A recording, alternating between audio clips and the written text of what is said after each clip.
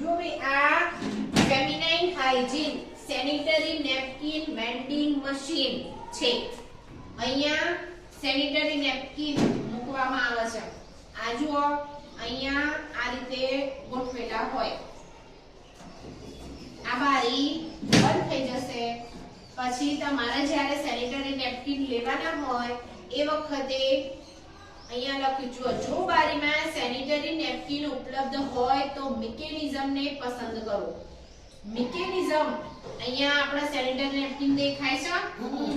અહીંયા દેખાય છે? ના અહીંયા સેનિટરી નેપકિન પડશે તો આ નોબ આપેલી છે. અહીંયા જુઓ દેખાય છે આ બાજુ નોબ.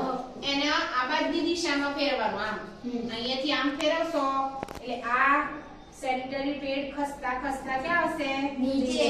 પડ્યું? આ સેનિટરી નેપકિન નો ઉપયોગ આ રીતે કરી દેવાનો. પછી જ્યારે એનો તમે ઉપયોગ કરી લીધો પછી એને જ્યારે વાળવું હોય કચરા પેટીમાં નહીં નાખવાનું. ધારો કે આ એક વાપરેલું સેનિટરી નેપકિન છે એમ સમજી લો. તો આ સેનિટરી નેપકિન ને જ્યારે તમારે વાળવું હોય તો આ પેલા સ્વિચ પાડવાની. પહેલા અહીંયા સમજી લો કે આ એ શું છે? Sanitary napkin ઇન્સિનેટર.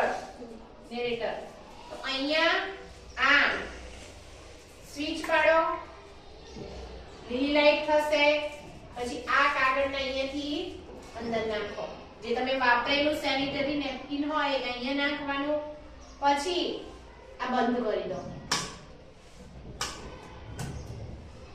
જ્યારે સેનિટરી નેપકિન અહીંયા નાખ્યા પછી જ્યારે તમે આ લાઈટ કરશો ત્યારે લાલ લાઈટ થશે.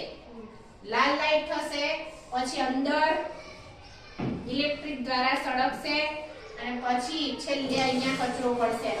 જે તમારા નેપકિન વાપરેલા હતા એનો કચરો કેવો થઈ જાય? રાખ સ્વરૂપે થઈ જાય. આ રાખ કચરા પેટીમાં નાખી દેવાની.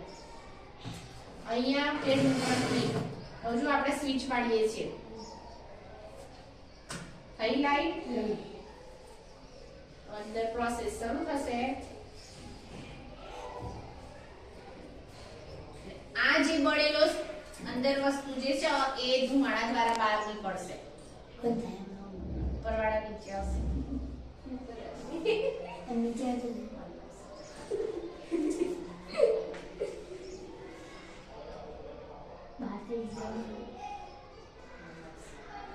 વાર લાગશે. 10-15 મિનિટ થાય એમ અંદર ગરમ સળિયા હોય એ ગરમ સળિયા ગરમ થાય એમાંથી આગ ઉત્પન્ન થાય પછી ધીમે ધીમે સળગે એટલે વાર લાગે. અડધો કલાક થઈ જશે.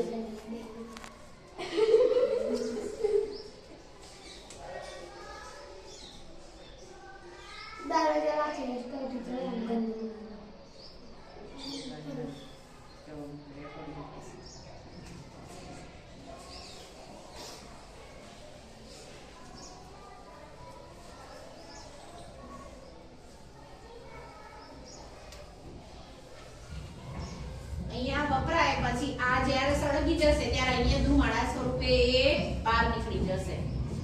એટલે અહીંયા લાઈટ બંધ કરી દેવાની. પછી આ સ્વિચ બંધ કરી દો.